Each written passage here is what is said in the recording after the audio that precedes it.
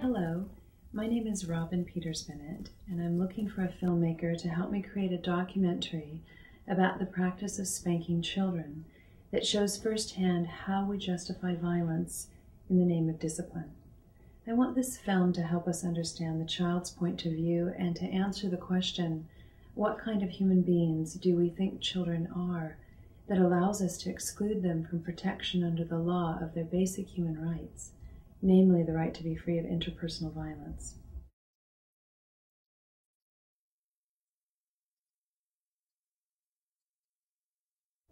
When I was 5 years old, I remember my grandmother chasing me around the house, spanking me.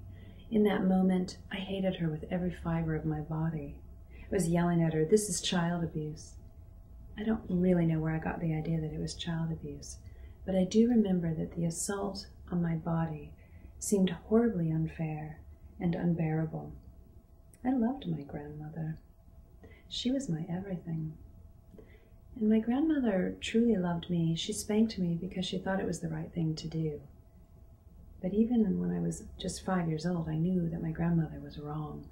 I knew in my bones that hitting children is dehumanizing. And I think as adults, many of us forget how we really felt when we were small and being spanked. Maybe it's because it's too hard to feel hatred toward the people that we really, truly love and depend on. But I think we must remember how it felt, so that we're no longer willing to use fear and pain as a way to teach our children right from wrong.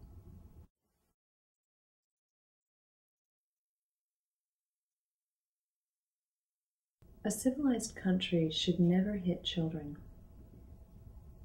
Did you know that spanking children is strongly linked to increased aggression, lower IQ, ongoing behavioral problems?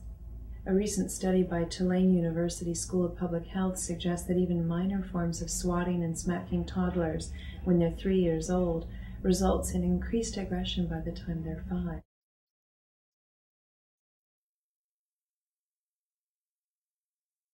There's 25 countries that have already banned spanking in the home, beginning with Sweden in 1979.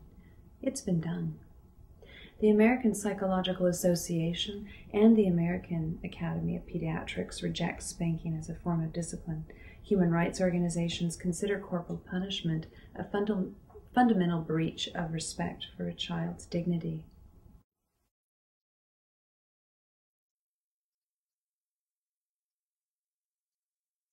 "25 countries, including Sweden, Germany, and New Zealand, have banned spanking in the home, yet efforts to ban it in the United States have failed in Wisconsin, Massachusetts, and even more recently in California.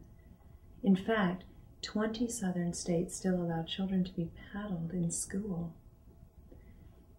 If researchers, child development experts, and children rights advocates and 25 nations have agreed spanking is damaging to children, why are we still spanking them? 65% of parents in the U.S. still approve of corporal punishment for children. We still spank our children because punishing violent forms of discipline are deeply embedded in the American psyche.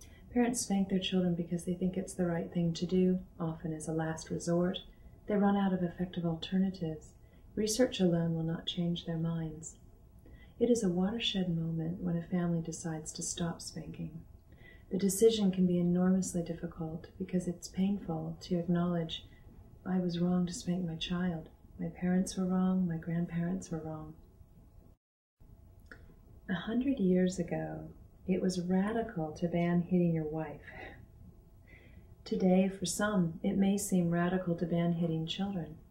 I have a dream that the United States of America will protect her children from violence in the home, and in turn will become a less aggressive, less impulsive, more emotionally capable society.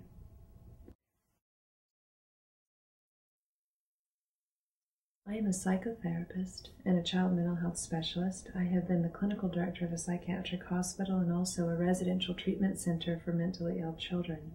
I work with families and child protective services, and I've been in private practice for 12 years. I am a mother and a stepmom, and I'm also a grandma. If you are a filmmaker and are interested in learning more about this project, please do call me, and thank you so much for your time.